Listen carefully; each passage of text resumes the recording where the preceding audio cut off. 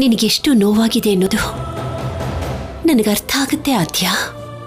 ಆದರೆ ನಿನ್ನ ಮನಸ್ಸಿನೊಳಗಡೆ ಎಷ್ಟು ನೋವಿದೆ ಅನ್ನೋದು ಈ ಮನೇಲಿರೋ ಯಾರಿಗೂ ಅರ್ಥ ಆಗಲ್ಲಮ್ಮ. ಥ್ಯಾಂಕ್ಸ್. ಇಷ್ಟು ದಿನಕ್ಕೆ ನಿಮಗಾದ್ರೂ ನಾನೇನು ಅಂತ ಗೊತ್ತಾಯ್ತಲ್ಲ. ಇವ್ರಿಗೊಂದು ದೊಡ್ಡ ನಮಸ್ಕಾರ ಮಾಡಬೇಕು.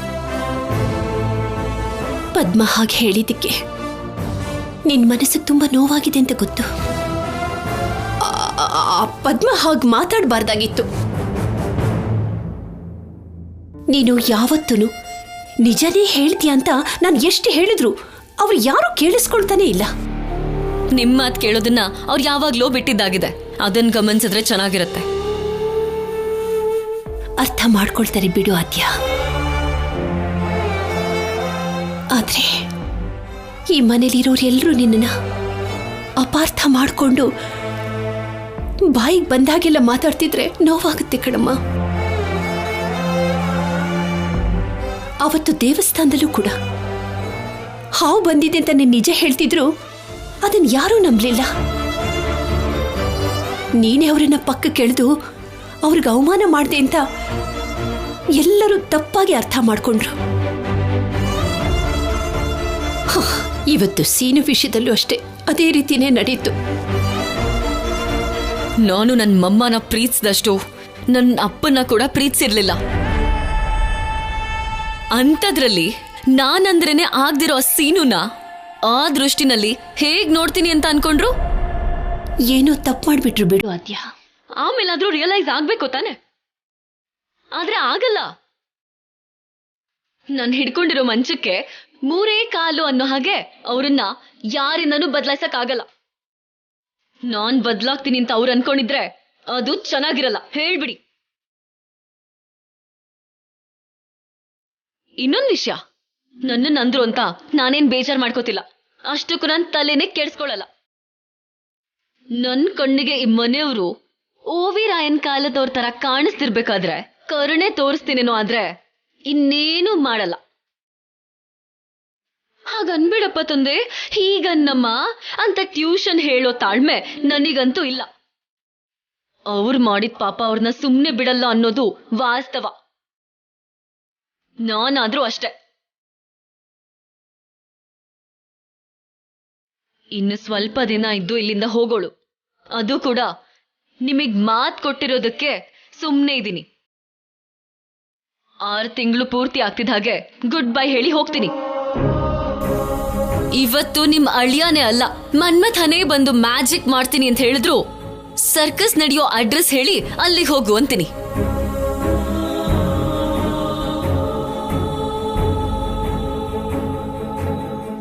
ಶ್ರೀರಾಮಚಂದ್ರ,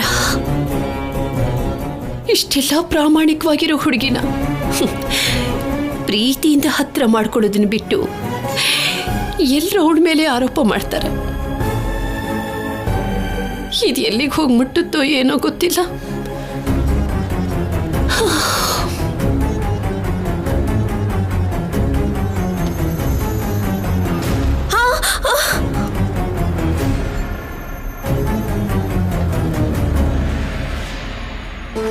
ಏನಾಯ್ತೆ ರಾಜಲಕ್ಷ್ಮಿ? ಅರ್ಜೆಂಟಾಗಿ ಬಾ ಅಂತ ಹೇಳಿ ರೂಮು ಕರ್ಕೊಂಡ್ ಬಂದ್ ಬಾಗ್ಲಾಗ್ತಾ ಇದೆಯಲ್ಲ, ಏನಾಯ್ತೆ? ಛಾಯಾ, ಚಾಟಿಂಗ್ ಅಲ್ಲಿ ಪ್ರಭಾಸ್ ನಂಗೆ ಮೆಸೇಜ್ ಕಳಿಸ್ತಾ ಇದ್ದಾರೆ. ಪ್ರಭಾಸ? ಸಿನಿಮಾ ಹೀರೋ ನನ್ನನ್ನು ಫಾಲೋ ಮಾಡ್ತಿದ್ದಾರೆ. ನಿನ್ಗೋಸ್ಕರ ರಾಮಪುರಕ್ಕೆ ಬರ್ತೀನಿ ಅಂತ ಹೇಳಿಲ್ವಲ್ಲ? ಆ ಹೆಸರಲ್ಲಿ ಯಾರೋ ಚಾಟಿಂಗ್ ಮಾಡಿರ್ತಾರೆ. ಹೌದು, ನಿನಗೆ ಗೊತ್ತಿಲ್ಲದೆ ಇರೋರ ಹತ್ರ ಮಾತಾಡ್ಬೇಡ ಅಂತ ಹೇಳಿದ್ನೋ ಇಲ್ವೋ? ನನ್ನ ಕ್ಯೂಟ್ ಏಂಜಲ್ ಅಂತ ಮೆಚ್ಕೊಂಡಿದ್ದಾರೆ. ಇದ ವಿಷಯ? ಆ ಮಾತ್ಗೆ ನೀನು ಬೆಣ್ಣೆ ತರ ಕರ್ಗೋಗಿದ್ಯಾ. ಅಷ್ಟಕ್ಕೂ ನಂಗೆ ಬಿಳಿ ಗುಲಾಬಿ ಇಷ್ಟ ಅಂತ ಅವ್ರಿಗೆ ಹೇಗ್ ಗೊತ್ತೋ ಏನೋ. ನಮ್ಮನೆ ಹೊಸ್ಲ ಹತ್ರ ಇಟ್ಟು ಹೋಗಿದ್ರು ಕಣೆ. ಹೋಗ್ಬೇಕಾದ್ರೆ ನೋಡಿದ್ಯಾ ಅವನ್ನ ನೀನು? ಮೇನ್ ಡೋರ್ ಹಾಕಿತ್ತೆ. ಹೇಗ್ ಕಾಣಿಸುತ್ತೆ? ಅಯ್ಯೋ ಕರ್ಮ, ಇವೆಲ್ಲ ಇದೆಲ್ಲ ನಿಜ ಅನ್ಕೊಂಡಿದ್ಯಾ? ಹಾ, ನಿಜನೇ. ಹೊಸ್ಲುವರೆಗೂ ಬಂದಿರೋರು ನಾಳೆ ಮನೆ ಒಳಗೂ ಬಂದ್ಬಿಡ್ತಾರೇನೋ ಅಂತ ಭಯ ಆಗ್ತಾ ಇದೆ. ಮನೇಲಿ ಗೊತ್ತಾದ್ರೆ ನನ್ನ ಕೈ ಕಾಲು ಮುರಿದು ಹಾಕಿ ಸಾಯಿಸ್ಬಿಡ್ತಾರೆ. ನೀನ್ ಭಯ ಪಡ್ಬೇಡ ಕಣೆ, ಮೊದ್ಲು ಅವ್ನು ಯಾರು ಅಂತ ತಿಳ್ಕೊಬೇಕು. ಅದೇಗೆ? ಫೋನ್ ನಂಬರು ಇಲ್ವಲ್ಲ. ಚಾಟ್ ಮಾಡು, ಅವನ್ ಜಾತಕ ಎಲ್ಲ ಗೊತ್ತಾಗ್ಬಿಡತ್ತೆ. ಇವಾಗ? ಹೌದು, ಲ್ಯಾಪ್ಟಾಪ್ ತಗೋ. ಹ್ಮ್ ಹ್ಮ್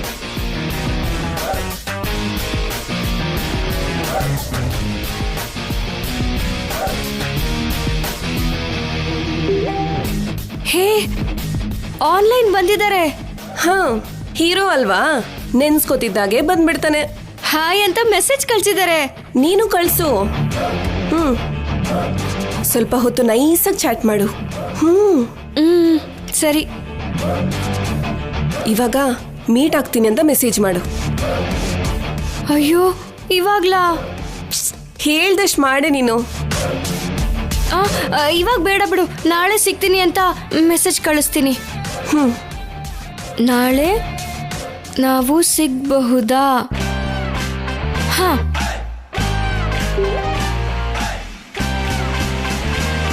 ಅಯ್ಯಯ್ಯೋ, ಎಲ್ಲಿ ಸಿಗೋದು ಅಂತ ಕೇಳ್ತಿದ್ದಾರೆ. ದೇವಸ್ಥಾನದ ಹತ್ರ ಮೀಟ್ ಆಗೋಣ ಅಂತ ಹೇಳು. ಅಲ್ಲಾದ್ರೂ ಹುಡುಗ ಹುಡುಗಿ ಮಾತಾಡಿದ್ರು ಕೂಡ ನೋಡ್ದವ್ರು ಭಕ್ತರು ಅಂತ ಅನ್ಕೋತಾರೆ. ನಾವು ಕೂಡ ದೇವ್ರ ದರ್ಶನ ಮಾಡ್ಬೋದು. ಮೊದಲು ಅವನ ದರ್ಶನ ಆಗ್ಲಿ ರೇ. ನಾಳೆ ದೇವಸ್ಥಾನದ ಹತ್ರ ಸಿಗೋಣ. ಹೇ, ಓಕೆ ಅಂದ್ರು ಕಣೆ. ಇನ್ಯಾಕೆ ಟೆನ್ಷನ್? ನಾಳೆ ಅವನು ಯಾರು ಅಂತ ನಮ್ಗೆಲ್ಲ ಬಯಲಾಗುತ್ತೆ. ಬಯಲಾಗೋದು ಅಂದ್ರೆ ಏನೇ? ಅದೇ ಪ್ರಭಾಸ್ ದಿವ್ಯ ಸ್ವರೂಪ.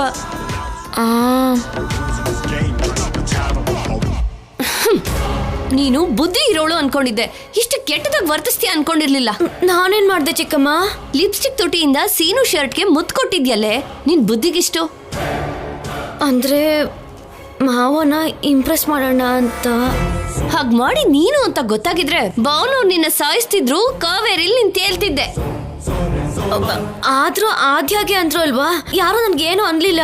ನಿನ್ ಟೈಮ್ ಚೆನ್ನಾಗಿದ್ದು ಆ ಹುಡ್ಗಿ ಲಿಪ್ಸ್ಟಿಕ್ ಹಾಕೊಂಡಿದ್ದು ನಿನಗೆ ಐಡಿಯಾ ಬಂದು ಪೇಪರ್ ಮೇಲೆ ಅಂಟೋ ಹಾಗೆ ಮಾಡಿದ್ದಕ್ಕೆ ಈ ಗಂಡಾಂತರದಿಂದ ಪಾರಾದೆ.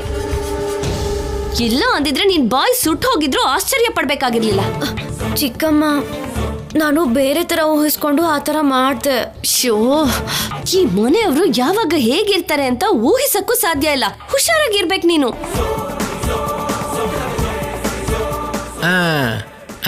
ಅದು ಅಯ್ಯೋ, ಇಲ್ಲಿ ಕೂತ್ಕೋ, ಬಾ ಬನ್ನಿ ಕೂತ್ಕೊಳ್ಳಿ. ಬಾಮ್ಮ. ಹಾಗೆ ಹಾಗೆ. ಏನೋ ಇದು, ಏನ್ ಮಾಡ್ತಾ ಇದ್ದೀರೋ? ನಿಮ್ಮನ್ನ ಪುಣ್ಯ ಲೆಕ್ಕ ಕಳ್ಸಲ್ಲ ಬಿಡಿ ಅತ್ತೆ ಅವ್ರೆ, ಸ್ವಲ್ಪ ಸೇವೆ ಮಾಡೋದಕ್ ಬಿಡಿ. ಸೀನು, ಶೆಕೆ ಆಗ್ತಿರ್ಬೇಕು, ಗಾಳಿ ಬೀಸು. ನಾನು ಅಮ್ಮನ ಕಾಲು ಒತ್ತೀನಿ. ನಾನು ಕೈ ಒತ್ತೀನಿ ಬಿಡಪ್ಪ. ಅಳಿಯಂದ್ರೆ ಯಾರಾದ್ರೂ ನೋಡಿದ್ರೆ ಅಳಿಯ ಅತ್ತೆ ಕೈ ಹಿಡ್ಕೊಂಡಿದ್ದಾನೆ ಅಂತ ಅನ್ಕೊಳಲ್ಲ. ಇಷ್ಟು ವಯಸ್ಸಾದ್ರೂ ಮುದುಕಿಗೆ ಮೈ ಮೇಲೆ ಇನ್ನೂ ಮಮಕಾರನೇ ಹೋಗಿಲ್ಲ ಅಂತ ಆಯ್ತು. ಏನ್ ಅಳಿಯಂದ್ರೆ ಏನೋ ಗೊಣಗ್ತಾ ಇದ್ದೀರಾ? ಅಯ್ಯೋ, ನೀವು ಪ್ರೀತಿಯಿಂದ ಬೈತೀರಂತ ನನಗೆ ಗೊತ್ತು ಅತ್ತೆ ಅವ್ರೆ. ನಾನೇನೋ ಅಭಿಮಾನದಿಂದ ಇದ್ದೆ, ನೀವೇನೋ ಕೋಪ ಮಾಡ್ಕೋತೀರಪ್ಪ. ಸುಮ್ನಿರಿಯಪ್ಪ, ಒತ್ತಿಮವ, ನೀವು ನಿಲ್ಸ್ಲೇಬೇಡಿ. ಏನ್ ಕುತ್ತಿಗೆನಾ?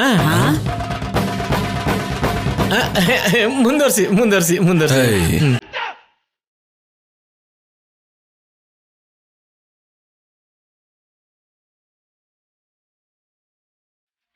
ಇವ್ರು 3 ಜನನು ಅಮ್ಮನ ಸುತ್ತ ಗುಂಪು ಕಟ್ಟಿದ್ದಾರೆ ಅಂದ್ರೆ ರಾಯಭಾರನೇ ಮಾಡ್ತಿರ್ಬೇಕು. ಏನು ಅಂತ ನೋಡೋಣ. ಈಗ್ಲಾದ್ರೂ ಹೇಳೋ, ಏನ್ ಹೇಳ್ಬೇಕು ಅಂತಿದ್ಯೋ?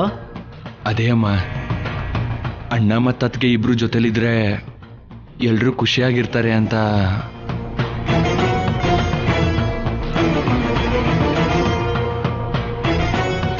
ನಮ್ಮೆಲ್ರೂ ಆಸೆನೂ ಅದೇ ಅಲ್ವಾ ಶಿವರಾಜು? ಏನ್ ಮಾಡೋದು, ಆ ಹುಡುಗಿ ಅಮೇರಿಕಾಯಿಂದ ಬಂದ್ಮೇಲೆ ಜಾನಕಿ ಸಂತೋಷ ಅನ್ನೋದೇ ಮರ್ತು ಬಿಟ್ಟಿದ್ದಾಳು. ತಂಗಿ ಮಗಳು ಚೆನ್ನಾಗಿರ್ಬೇಕು ಅಂತ ಕಷ್ಟಪಡ್ತಿದ್ದಾಳಕ್ಕ, ಅದನ್ನ ನಾನು ತುಂಬಾ ಚೆನ್ನಾಗಿ ಗಮನಿಸಿದ್ದೀನಿ. ತಪ್ಪಿಲ್ಲ, ಆದ್ರೆ ಆ ಹುಡುಗಿ ತಪ್ಪು ಮಾಡದೇ ಇದ್ರೆ ಚೆನ್ನಾಗಿರುತ್ತೆ. ಅವಳು ಹಾಗೆ ನಡ್ಕೊಂಡ್ರೆ ತಾನೇ ಅವಳನ್ನ ಮನೆಯಿಂದ ಆಚೆ ಹಾಕ್ತಾರೆ. ಅವಳಿಗೆ ಒಳ್ಳೇದಾಗ್ಲಿ ಅಂತ ಯಾಕೆ ಅನ್ಕೋತಿದ್ದಾರೆ ಇವರು? ಆದ್ಯಂಗೆ ರೋಷ ಇರೋದು ನಿಜಾನೇ, ಆದ್ರೆ ಅಷ್ಟೇ ಸಮಾನವಾಗಿ ಸಹನೆ ಇಲ್ದಿರೋ ಕಾರಣಕ್ಕೆ ಇದೆಲ್ಲ ಆಗ್ತಿರೋದು ಅಜ್ಜಿ. ಆ ಹುಡುಗಿನ ಎಲ್ಲಾದ್ರೂ ಹಾಸ್ಟೆಲ್ಗೆ ಸೇರ್ಸ್ರೋ ಅಂದ್ರೆ ಯಾರು ಕೇಳಲ್ಲ ಅಂತೀರಾ. ಆ ಹುಡುಗಿ ಒಬ್ಳೇ ಹೇಗಿರ್ತಾಳಮ್ಮ? ಅಯ್ಯೋ, ದೊಡ್ಡ ಮನ್ಸು ಮಾಡ್ಕೊಂಡು ನಾವೇ ಅಡ್ಜಸ್ಟ್ ಮಾಡ್ಕೊಂಡು ಹೋಗ್ಬೇಕಪ್ಪ. ನನ್ಗೆ ಆ ಹುಡುಗಿ ಮೇಲೆ ಕೋಪ ಇಲ್ಲ, ಆದ್ರೆ ಜಾನಕಿ ರಾಜಾರಾಮ್ ಸಂಸಾರದಲ್ಲಿ ಸಂತೋಷ ಇಲ್ಲ ಅನ್ನೋ ನೋವಷ್ಟೇ. ಮಾವ ಮತ್ತೆ ಅತ್ತೆ ಮೊದ್ಲಿನ ತರ ಖುಷಿಯಾಗಿರೋ ಹಾಗೆ ನಾವೇ ಏನಾದ್ರೂ ಮಾಡ್ಬೇಕಜ್ಜಿ. ನಾವಾ? ಹಾ ಹೌದಮ್ಮ. ಮನೇಲಿ ಶುಭ ಕಾರ್ಯ ಆದ್ರೆ ಅಣ್ಣ ಅತ್ತಿಗೆ ಇಬ್ರು ಒಟ್ಟಿಗೆ ಇರ್ತಾರೆ. ಎರಡು ಮಾತು ಮಾತಾಡ್ಕೊಂಡ್ರೆ ಗಂಡ ಹೆಂಡತಿ ಕಿಲ ಅಂತ ನಗೋಕೆ ಎಷ್ಟೊತ್ತು ಅತ್ತೆ ಅವ್ರೆ. ನೋಡಿ, ನಿಮ್ ಮಗಳು ಪದ್ದು ಬೇಜಾರ್ ಮಾಡ್ಕೊಂಡಾಗ್ಲೂ ನಾನು ಹಾಗೆ ಮಾಡ್ತೀನಿ. ಸಾಕ್ ಸುಮ್ನಿರಿ. ನೀವೆಲ್ಲ ಹೇಳ್ದಾಗೆ ಮನೇಲೊಂದು ಶುಭ ಕಾರ್ಯ ನಡೀಲೇಬೇಕು. ಅಜ್ಜಿ ಕೂಡ ಇದಕ್ಕೆ ಒಪ್ಪಿಗೆ ಕೊಟ್ಬಿಟ್ರು ಮಾವ.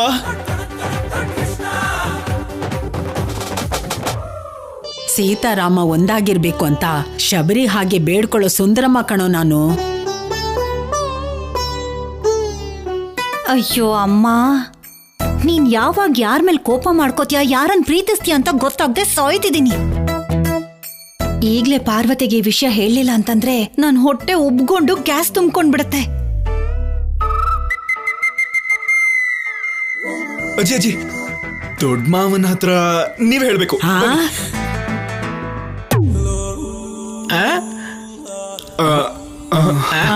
ಶಿವರಾಜು,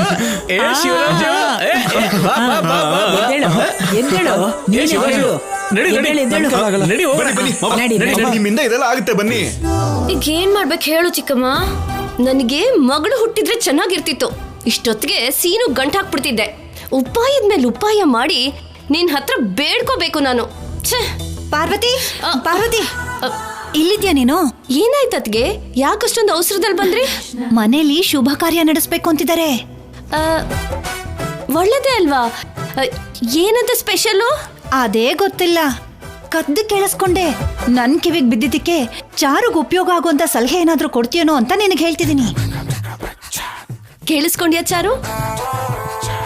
ನಮ್ ಭಾವನ ಅವರು ನಿನ್ನ ಒಂದ್ ರೀತಿಲಿ ಮೆಚ್ಕೊಂಡಿದ್ದಾರೆ. ನಿನ್ನ ಸಂಪೂರ್ಣವಾಗಿ ಮೆಚ್ಕೊಳ್ಳೋ ಸಂದರ್ಭ ಈಗ ಬಂದಿದೆ. ಏನ್ ಮಾಡ್ಬೇಕೋ ಅದನ್ನ ಮಾಡ್ಬಿಡು. ದೊಡ್ಡಪ್ಪ ಅವ್ರ ದೃಷ್ಟಿಯಲ್ಲಿ ನಾನು ಗಂಧರ್ವ ಕನ್ಯೆ ಹಾಗೆ ಕಾಣಿಸೋ ಹಾಗೆ ಮಾಡ್ತೀನಿ. ನೋಡ್ತಿರು ಚಿಕ್ಕಮ್ಮ.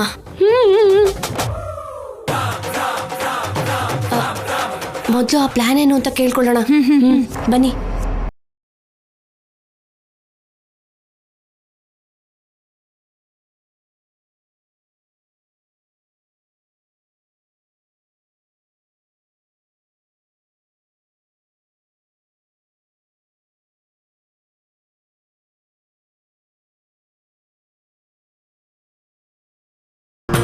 ಅಷ್ಟು ಮುಖ್ಯವಾದ ವಿಷಯ ಅಲ್ಲ ಅಂತ ಸುಲಭವಾಗಿ ತಗೊಳಕ್ ಆಗಲ್ಲ ರಾಜು. ಮುಖ್ಯವಾದ ವಿಷಯ ಅನ್ಕೊಂಡ್ರೇನೆ ಮುಂದುವರಿಯಕ್ಕಾಗೋದು.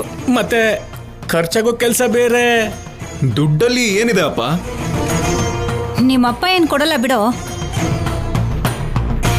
ಅಲ್ಲ, ವಿಷಯ ಏನು ಅಂತ ಹೇಳ್ದೆ ಇವ್ರಷ್ಟಕ್ಕೆ ಮಾತಾಡ್ಕೊಂಡ್ರೆ ಏನರ್ಥ? ಜಾನಕಿನೂ ಇದ್ರೆ ಚೆನ್ನಾಗಿರುತ್ತೆ. ಲೋ ಶಿವರಾಜು, ಜಾನಕಿನ್ ಕರಿ. ಆಯ್ತಮ್ಮ. ಕರಿಯೋ. ಅದ್ಕೆ ಅದ್ಕೆ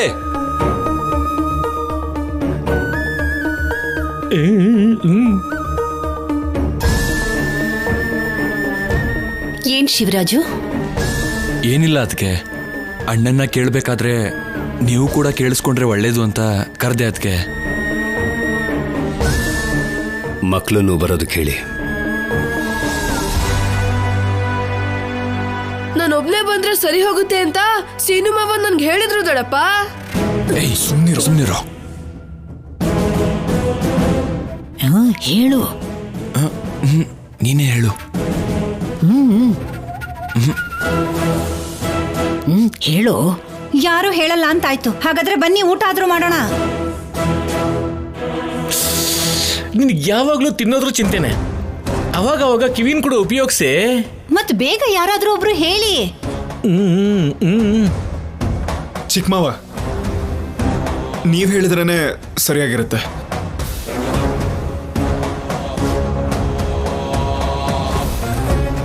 ಹೌದು, ಯಾಕೆಂದ್ರೆ ಈ ಕಾರ್ಯ ವ್ಯವಹಾರ ಎಲ್ಲ ನಿನಗೆ ಸೇರಿದ್ದಲ್ವಾ?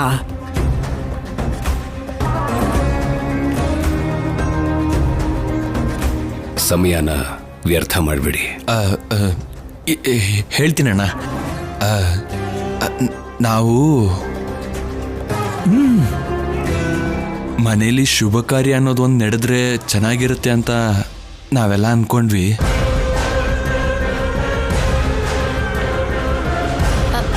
ನಾವೇನು ಅನ್ಕೊಂಡಿಲ್ವಲ್ಲ. ನೀನ್ ಸುಮ್ನಿರೆ. ವಿಷಯ ಗೊತ್ತಾದ್ಮೇಲೆ ಕುಣಿತ್ಯ. ಅದೇ ಅಣ್ಣ, ಬಿಟ್ಟುಗೋಸ್ಕರ ಒಂದು ಶುಭ ಕಾರ್ಯ ಮಾಡೋಣ ಅಂತ.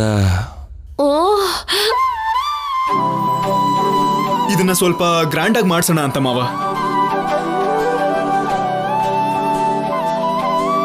ಸಂಬಂಧಿಕರನ್ನ ಊರ್ನವರೆಲ್ಲ ಕರಿಬೇಕು ಅಂತ ಸ್ವಲ್ಪ ಸ್ಪಷ್ಟವಾಗಿ ಹೇಳಪ್ಪ. ನೀನ್ ಹೂ ಅಂದ್ರೆ ಇಂಥ ಒಳ್ಳೆ ಕೆಲ್ಸಕ್ಕೆ ಅವ್ರು ಯಾವತ್ತು ತಾನೇ ಬೇಡ ಅಂತ ಹೇಳ್ತಾರೆ. ಅದು ಕೂಡ ನಿಮ್ಮಿಬ್ರು ಕೈಯಲ್ಲೇ ಮಾಡಿಸ್ಬೇಕು ಅಂತ ನಮ್ಮೆಲ್ಲರೂ ಕೋರಿಕೆ ಇದು.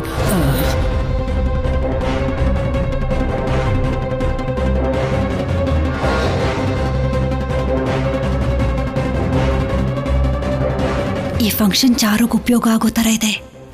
ಶುಭವಾರ್ತೆನ ಇಷ್ಟೊಂದು ತಡವಾಗಿ ಹೇಳ್ತೀರಲ್ರಿ ನೀವು. ಭಾವನವ್ರನ್ನ ಕೇಳೋದು, ಅವ್ರು ಸರಿ ಅನ್ನೋದು ಎಷ್ಟೊತ್ತು ಹೇಳಿ? ಯಾವ ಕಾರ್ಯದ ಅಗತ್ಯನೂ ಇಲ್ಲ.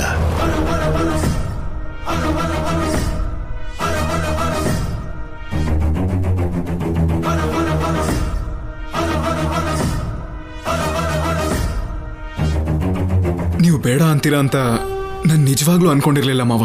ನಿಮ್ ಮತ್ತೆ ಮತ್ತೆ ನಾನು ಸೇರಿ ಮಾಡಬೇಕು ಅಂತ ಷರತ್ ಹಾಕಿದ್ದೀರಾ ಅಲ್ವಾ? ಹಾಗಿದ್ದಾಗ ಇಂಥ ಕಾರ್ಯ ಇಲ್ಲ, ಅಗತ್ಯ ಇಲ್ಲ ಅಂತ ಹೇಳಿದೆ.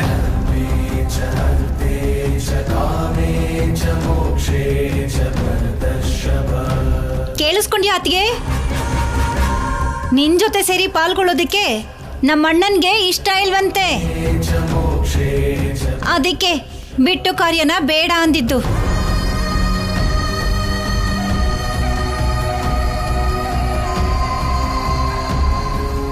ಹಾಗಾದ್ರೆ ನಾನು ನಮ್ಮ ಯಜಮಾನ್ರು ಸೇರಿ ಈ ಕಾರ್ಯ ಮಾಡ್ತೀವಿ. ಅದಕ್ಕೆ ನಿಮ್ಮ ಅಭ್ಯಂತರ ಏನಿರಲ್ಲ ಅಲ್ವಾ? ಇರಲ್ಲ. ಮತ್ತಿನ್ನೇನು ಮಾಡ್ತೀವಿ. ಶಿವರಾಜು, ಕತೆ ಉಲ್ಟ ತಿರುಗ್ಬಿಡ್ತು. ಪಾರ್ವತಿ, ನೀನ್ ಸೀರೆ ಎಲ್ಲ ತಗೊಳ್ಳೋ ಕಾರ್ಯಕ್ರಮ ಇಟ್ಕೋಬೇಡ. ಇದೇನ್ರಿ, ಕಾರ್ಯ ಇದೆಯಲ್ವಾ, ತಗೋಬೇಕು. ಬಟ್ಟೆನೂ ಬೇಡ, ಏನೂ ಬೇಡ, ಯಾವ ಕಾರ್ಯನೂ ಬೇಡ, ಅಷ್ಟೇ. ಅದೇನು ನೀನೇ ಕೇಳಿ ಈಗ ನೀನೇ ಬೇಡ ಅಂತಿದ್ಯಾ? ಅಣ್ಣ ಮತ್ತು ಅತ್ತಿಗೆ ಕೈಯಿಂದ ನನ್ನ ಮಗನಿಗೋಸ್ಕರ ಶುಭ ಕಾರ್ಯ ಮಾಡಿಸಿದ್ರೆ ಅವನ ಭವಿಷ್ಯ ಚೆನ್ನಾಗಿರುತ್ತೆ ಅಂತ ಅನ್ಕೊಂಡೆ. ಇವಾಗ ನಾವೇನ್ ಮಾಡ್ಬೇಕು ಅನ್ಕೊಂಡ್ರು ಬಂದಿರೋ ಜನಗಳು ನಿಮ್ಮ ಅಣ್ಣ ಅತ್ತಿಗೆ ಯಾಕೆ ಹೀಗೆ ಬೇರೆ ಆಗಿದ್ದಾರೆ ಅಂತ ಕೇಳಿದ್ರೆ ನಾನೇನಂತ ಹೇಳಿ? ನಮ್ಮ ಮನೆ ಮರ್ಯಾದೆ ಹೋಗ್ಲಿ ಅಂತನ ಈ ಕಾರ್ಯ ಮಾಡಿಸ್ತಿರೋದು. ಹೌದು ಮಾವ, ಏನ್ ಬೇಡ ಬಿಡಿ. ಅವರು ಇವರು ಯಾರಾದ್ರೂ ಕೇಳಿದಾಗ ನಮಗೆ ಸುಳ್ಳು ಹೇಳೋದಕ್ಕೆ ಬರಲ್ಲ.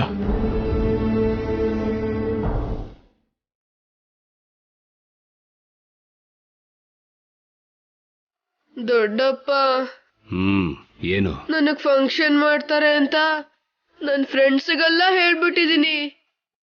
ಇವಾಗ ಫಂಕ್ಷನ್ ಕ್ಯಾನ್ಸಲ್ ಆದ್ರೆ ನನ್ನನ್ನು ತುಂಬಾ ರೇಗಿಸ್ತಾರೆ ದೊಡ್ಡಪ್ಪ. ಒಪ್ಕೊಳ್ಳಿ ದೊಡ್ಡಪ್ಪ. ಅಯ್ಯೋ,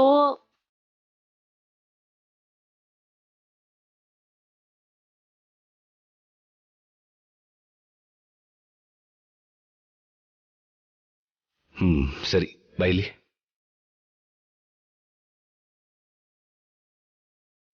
ನಿನಗೋಸ್ಕರ ನಿಮ್ ದೊಡ್ಡಮ್ಮನ ಜೊತೆ ಸೇರಿ ಈ ಶುಭ ಕಾರ್ಯ ಮಾಡ್ತೀನಿ ಅಂತ ಹೇಳು.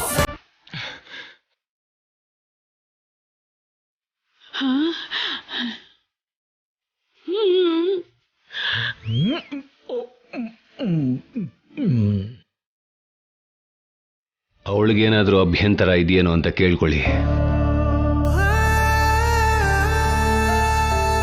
ನನಗೇನು ಅಭ್ಯಂತರ ಇರುತ್ತೆ ರೀ. ಎಲ್ಲರ ಸಂತೋಷನೇ ನನ್ನ ಸಂತೋಷನೂ ಕೂಡ. ಅತ್ಗೆ, ನಿನ್ ಮಾತನ್ನ ಪೂರ್ತಿಯಾಗೂ ಕೇಳಿಸ್ಕೊಳ್ಳಿಲ್ಲ ಅಣ್ಣ, ಹೊರಟೋದ.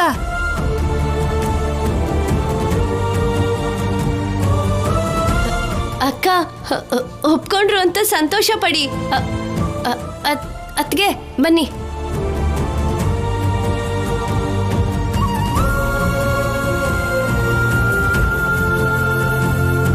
ನೀನೇನು ತಲೆ ಕೆಡಿಸ್ಕೋಬೇಡ ಜಾನಕಿ, ನಿಮ್ಮಿಬ್ಬರನ್ನ ಒಂದು ಮಾಡಕ್ಕೆ ಈ ಶುಭ ಕಾರ್ಯ ಮಾಡ್ತಿರೋದು. ಹೌದದ್ಕೆ. ಹೌದು ಅತ್ತೆ, ಒಂದಾಗ್ತೀರಾ ನೋಡ್ತಾ ಇರಿ. ಒಂದಾಗಿ ಕಾಣಿಸ್ತೀವಷ್ಟೇ ಸೀನು. ಆದ್ರೆ ಕಾರ್ಯಕ್ರಮ ಮುಗಿಯೋವರೆಗೂ ಅಷ್ಟೇ ಅಂತ ನಿಮ್ಮ ಮಾವ ಹೇಳಿದ್ರಲ್ವಾ?